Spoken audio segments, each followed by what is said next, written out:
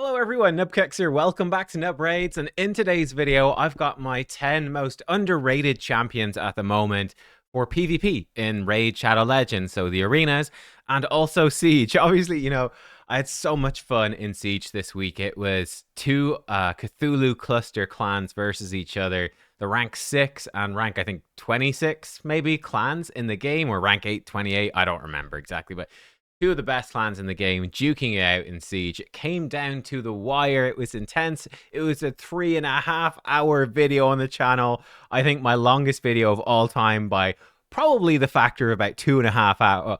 Yeah, the addition of about 2.5 hours. I'd say about an hour was the longest before that. It was longer than some of my streams. It's longer than probably Lord of the Rings, one of the movies anyway. It was intense. And I was inspired to make this video by one of the members of the other Cthulhu clan, Impact, from Cthulhu. He said, "Nub, you Yoshi'd me, time to sell my account." And he was laughing. Now, actually, he actually won that one. It was his defense. I almost had it, though. It was super close. I got really unlucky. I didn't roll up the gear on Shazar, and his Duchess survived the Shazar bombs. Nishak weak hit Duchess. And then she survived the Shazar bombs by about 1 hit point. It was sad. It was sad. But I said, hey, I just thought that was funny. Someone be like, I'll quit the game if you beat me with Yoshi. And thus we come to my 10 most underrated champions. And yeah, he's going to be number 1. I've been a fan of Yoshi. I definitely think he's only okay for normal arena. He is amazing for Siege. So what's he got? Number 1, he has a speed in all battles aura 19%. These all battle auras for Siege, because there aren't any Siege auras. Check out my auras are dead video from last week as well. It's a really good aura for Siege. And when you've got a team like this, like super slow, super tanky, strong, but, slow, they're going to be very vulnerable to bombs if they're not in Feral, right? A slow team like that. And what does Yoshi bring? Increase attack and increase accuracy. I mean, if they're so our base is like the way better version of this. You get increased attack, accuracy, 30%. Turn meter boost, she has a 25% in all battles aura. She's like way better, obviously. Yoshi's not on that level, but he is a really interesting budget option for those bomb teams, or any sort of team potentially for Siege. Yeah, not bad. Like, if you're going first anyway, doesn't matter. These are the 2 key buffs for bombs, and I do think with Cross Wallbreaker, this new ogre coming out, who is all about bombs, they're exactly the 2 buffs that you need to ensure, number 1, that your bombs will land, and number 2, that they'll hit as hard as possible.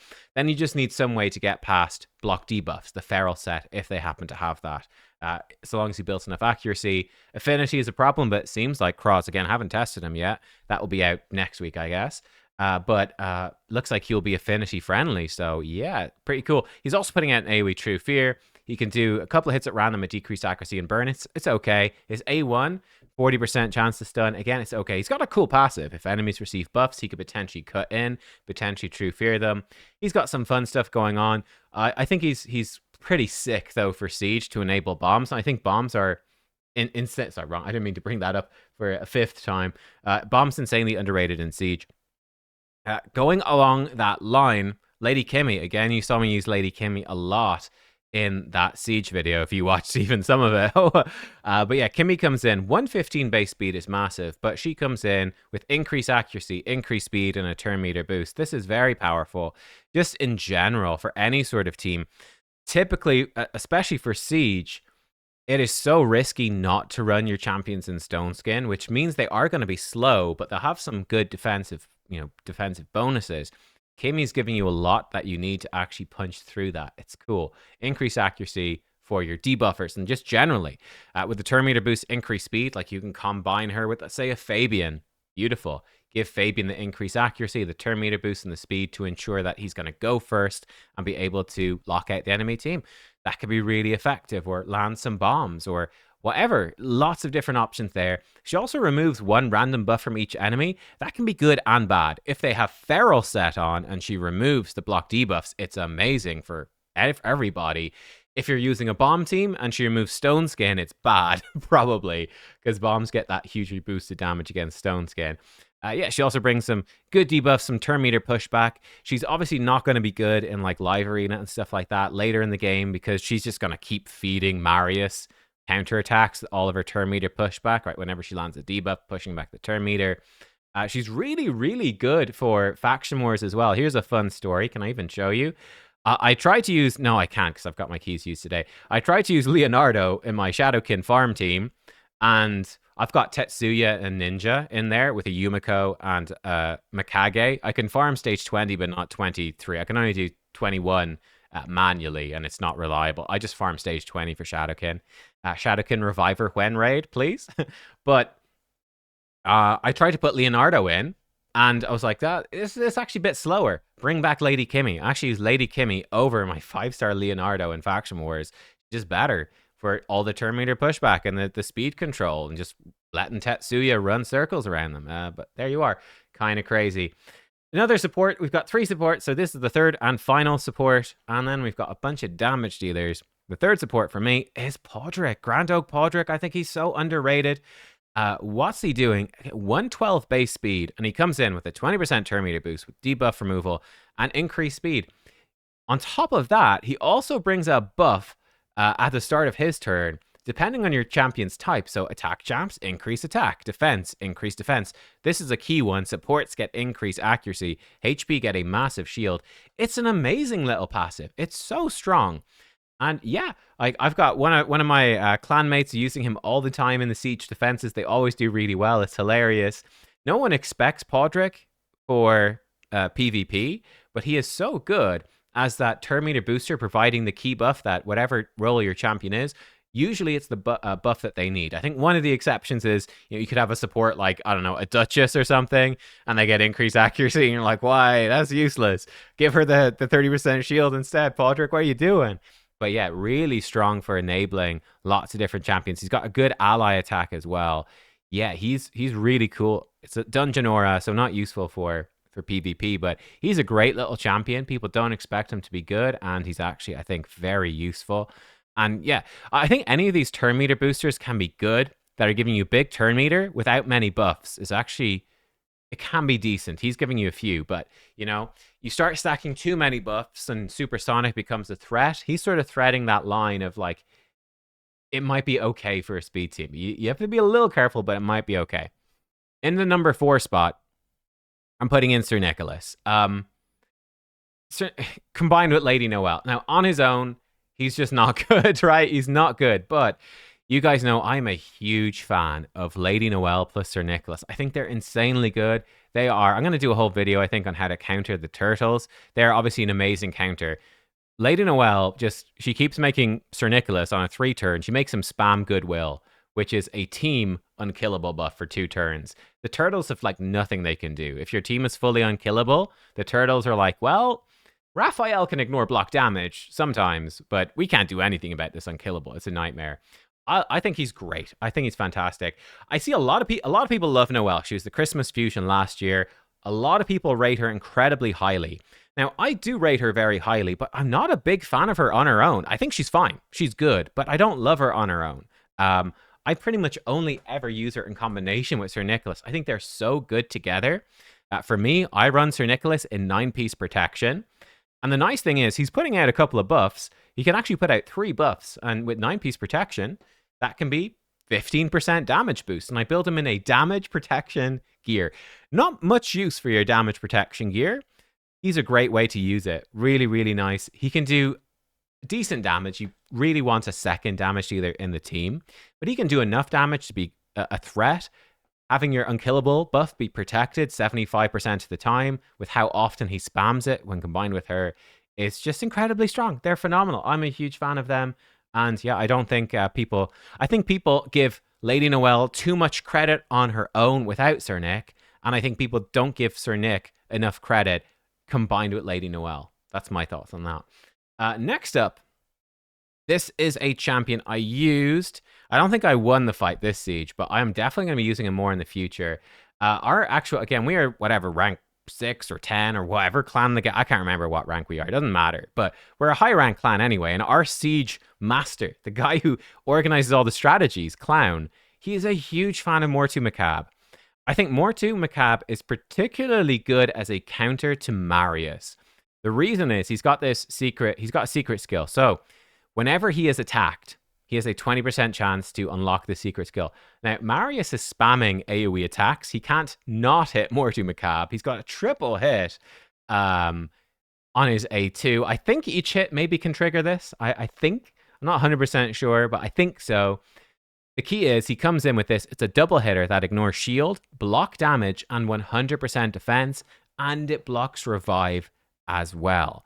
And his damage is based on HP. So what you're going to want to do is build your Mortu. He doesn't need any speed. He actually gets turn meter from this. Build him slow. Put him in 6 pieces of stone skin. Unlike other damage dealers, he doesn't need Helm Smasher. He doesn't need Savage or Lethal or Merciless. He's ignoring all defense anyway. So he's maxed out. Grand. 6 pieces of stone skin. Probably lightning cage to try protect the stone skin. Maybe some resistance. I don't know. But yeah, especially if it's just if you're only using him to counter Marius. Marius is pretty squishy when you're ignoring his defense. He's very squishy, in fact, when you ignore his defense. You can very easily block revive and take him down. So he's a pretty cool pick. And for Siege especially, he's got 24% speed aura, which is almost 25% is currently the best for Siege. What's 1%? Not a big deal. So pretty legit. His other moves kind of suck. Yeah, they're kind of bad. But yeah, build 100% crit rate, crit damage, HP, maybe resist, and slow in all the stone skin you can manage. Maybe some reaction as well. Wand of submission. Keep him safe from crowd control and sheep and stuff if you need. Yep, the dude is legit. Very cool. I'm definitely going to be doing some Mortu stuff. I mentioned it in my Siege video. I have a mild problem right now with my demon spawn that I've got loads of Mortus and Faction Guardians. If I get one more demon spawn duplicate, I can take these guys out. And Mortu is my most pulled champion, and it's not even close. I have, where is he? I have 6 Mortu-Macaab, so I can +4 one and still have 2 in Faction Guardians, which is hilarious. So stay tuned for some Mortu-Macaab action in the future. My most empowered champion so far is a +2 Raphael, so a +4 Mortu is quite the jump up. It's going to be hilarious. Next up, if you are a fan of Tyraku, which you should be, you'll know about this champion, but I think he's so underrated still, and that's Eilil. Eilil is really good, and people have no idea. Like, look at this, man. Look at that. People still hate this champion. They do.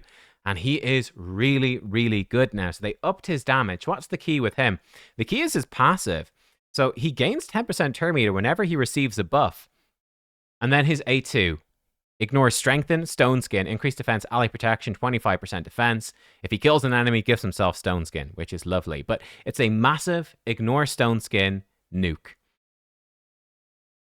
The way that Tyraku often uses him, it's just as he's potentially the fastest champion in the game. You give him a Necret. I think Tyraku builds his with around 300 speed. Gives him a Necret. Necret gives him like 3 buffs right at the start of the fight. You give him Lightning Cage, it's another buff. Give him Stone Skin set, it's another buff. If you've got Volcardiac Heart in your team, it's another buff. If you have a shield set, it's another buff. You can stack this guy with buffs. And like, if you're 300 speed and you give this guy like a 60% turn meter boost at the start of the fight, nobody can beat that speed. Like, he's just, well, a couple of people could, but I mean, he's going to be ridiculously fast. Cut in, delete one of their champions, bada bing, bada boom. Really strong, and he keeps getting this. It's such a strong passive. His A3 is good as well. One of the big problems with him is he does steal buffs on his A1, and he does place some debuffs on his A3. That was a huge problem when Polymorph was all over the place. Polymorph is nowhere near as common anymore, so you don't have to worry about it. But Stone Skin is that's still all over the place. So yeah, don't sleep on Eilil. I actually think this is a champion I own. I think I use him a decent amount, and I think I'm still underusing him. The negativity around this champ is still making me not use him as much as I should, to be completely honest. I should definitely be using him more. I think he's incredibly strong. Next up, a champion I whipped out for the first time this seed. I've had him for ages. I love this champion. Everyone loves this champion. Thor. So, for me, Thor has, over 2025, slowly and steadily been power crept out of all my PvE teams. Used to be using him in Hydra. I loved him. Now I've got a Trended team. I've got a Titus team. My third team now is like Ninja and Crocad. There's just no room for Mr. Thor. He's been power crept out of everywhere. But he's come back in now for me as a siege thing because we've got all these champions now. It's another defense with a Neve in there. It's another Seek friend. Oh, great. All this stuff. All these block damage champions. Again, Sir Nick and Lady Noelle, very much underused, but when they're not, these frickin' unkillable champions. How do you deal with these? There's only so many champions in the game that can ignore block damage. And certainly something I found in high-end Siege, you kind of run out. I've got Gallius. I use Gallius. Love Gallius. He's one of my favorite champs. I use him as my main ignore block damage champion. But in Siege, I can use him twice and he's gone. Thor is another option. Very strong. And he hits incredibly hard. So he will easily kill people. Yep. So for me, Thor is like, not using him so much in PvE anymore. He carries Faction Wars hard. Dude, he's like, just deletes it. He's so good. Arms away on stage 21, Faction Wars hard. He's a legend. But yeah, I'm now using him like for Siege, for some of that ignore block down. I've seen him a couple of times in Arena as well. He's a spicy little pick, is Thor. Lots of damage, self buffs as well. Yeah, his passive is very strong. So yeah, Thor. I think we don't often think of him as a PvP champion because he is squishy. He's got nothing to keep himself alive. But yeah, to counter these slow block damage teams, he's got the damage to back it up and ignore block damage and unkillable. Next up, a champion that has been underrated since the day she was added to the game. I list her constantly, and I think she's still stupidly underrated, and that is Arix. Arix is fantastic. A fantastic HP nuker. I see barely anyone ever use her, and she's so good. I know, like, Final Kenpachi has some great Arix stuff if you want to see some great Arix stuff, but she is so good. So she's got a big AoE nuke here. It's pretty decent, but it's her A1. A1 AoE nuke, which is great. She also has counterattack on herself, which is great. And her passive is real good. Heals her whenever enemies inflict crits. This can help her survive. And she can get some extra turn meter. But it's just this AoE spam. Very powerful, right? Against some of these speed teams, you can use her to just rip enemies apart. Oh, they locked you out with a warlord or something. No problem. Just A1 them to death if they're squishy. She's really, really cool. She's actually got some decent reviews. People like her for Spider, Faction Wars campaign. Oh, decent ratings actually for Arena. Maybe she's not as underrated as I thought. But yeah, she is really, really great as a very solid HP nuker there. I guess she sort of slips under the radar because she's not the best of the best of the best. A lot of these champions are not the best of the best of the best. And then if you're not the best of the best, you're absolutely worthless. Is I think how too many people look at the game. Arix could potentially be sitting in your vault and could be a very strong damage dealer for your account. Then a couple of spicy Void legendaries to finish it off. Number 1 is Supreme Kael. I actually just pulled a 6-star soul for him very recently. So he is one I'm going to use more. The key with him is think about how insanely strong poisons are now, thanks to Arachne Elixir. Now, he's not easy to use, but what he does do is 3 poisons that can't be resisted. And he also increases debuff duration. That's not too important. But 3 poisons that cannot be resisted. You give him high attack, high speed. I mean, like in a speed team, if it's speed team versus speed team, if he goes first, he doesn't need accuracy. This is the key thing. Compared to every other poison champion, or probably maybe there's another one ignores it. I don't know. But compared to other poison champions, it doesn't matter if they have 1,000 resist. Like his Galathir, the enemy Galathir can have as much resistance as he wants. You can place those poisons. And with a lethal dose blessing, and with the Arachne Elixir, you can potentially just one-shot them with this just off the bat. So, I mean, I will say, obviously, Calvalax is better because Calvalax puts poisons on at the start of the fight. He puts out 4 poisons. 4 is better than 3. And he puts it at the start of the fight. So Calvalax, you completely sacrifice speed and build accuracy, and he does 4 poisons. He is generally stronger, no doubt about it. But Supreme Kael is a very interesting option, so long as your enemy doesn't have block debuffs. And then there's like Marishka with block damage when you poison her as well to watch out for. But there's a lot of teams that will simply die to these poisons with a decent lethal dose blessing, like 3 or 5-star, plus Arachne Elixir with a few levels in it. And he can be an absolute freaking monster. He's got the 110 base speed as well to build off it and good attack. He also hits very hard if you build him for raw damage. And yeah, he could potentially be an increased accuracy champ. I think there's a lot of fun stuff happening with Supreme Kael. I'm using him now. I got him 6-star. I whipped him out and I was like, okay, I went from really struggling on Dark Elves. I can't easily farm stage 21 yet without rebuilding a support champion to keep the team alive, but it's pretty close. But he deletes stage 20. Stage 20, Faction Wars hard. It just dies to Supreme Kael almost on his own. It's hilariously good. So yeah, now the final champ I want to call out, he's actually right beside him, is Fatalis Blademaster. You can't get this champion anymore, so I won't talk about him too much, but I think he's a classic underrated PvP champion. I'll give a small shout out to Tremeria. A lot of the enemy clans were in fact, I'll do them both because you can't get Fatalis much anymore, but quickly, I think he's really cool because of his passive. He gets a shield and he can't be crit when he has a shield. This can be incredibly strong and it can just make him like almost unkillable to some teams. And again, he can just get some extra turns on his A1. So the thing I quite like with him is like if you're going up against, you're saying, oh man, the enemy team is like, whatever they've got, let's say they've got a warlord and they've got a bunch of stuff and like, what the hell am I going to do? You can come in and say, well, screw it, we'll just throw in Fatalis. Maybe you give him a wand of submission so he can reflect crowd control back and he'll get some extra turns and he'll eventually get to this big nuke. This A3 is pretty good and he can start wrecking people. His A2 is a bit shit. This one kind of sucks, unfortunately. They should probably add ignore block damage or something. I don't know, to make him a bit more special or up the damage. This one just sucks. His damage is pretty low, but it's the tankiness, the chance for an extra turn. It's quite fun. I have mine with a frickin' okay, you can't get him anymore, so I won't talk too much. No, he's actually missing a weapon right now after Siege. But I have him with a Perch Shadow. I haven't upgraded it, but like, give him a Perch Shadow, even more of an extra turn. And against Lockout, he's got the instinctive the natural 20% chance for an extra turn. Stack it with some more. And it's like, he can get a lot of extra turns and just start popping off. It could be pretty fun. So he's a cool little champ that I think people definitely... He's the classic champion that everyone hates. That's actually not top tier, but is he this bad? No way, man. He's actually pretty cool and can be very difficult for people to deal with. I'll use Tremeria because, again, he's unobtainable. Fatalis, you just can't get him unless they ever rerun the Monster Hunter collab, was where he was. Cannot pull him anymore. Tremeria, I'll give honorable mention. Saw her used a lot in Siege. So she got 23% all battles aura. So really good aura. But you think about enemy Armads and stuff like that. What does she do? And Fabians, she's immune to sleep, stun, freeze, fear, and true fear. Great. Not sheep, unfortunately, but hey, can't have everything. But she gets 20% turn meter whenever an enemy tries to place these debuffs on this champion. And then she has a full debuff removal with a turn meter boost, block debuffs, and an additional turn meter boost for every stun, etc. that she has removed, and even more for every other debuff.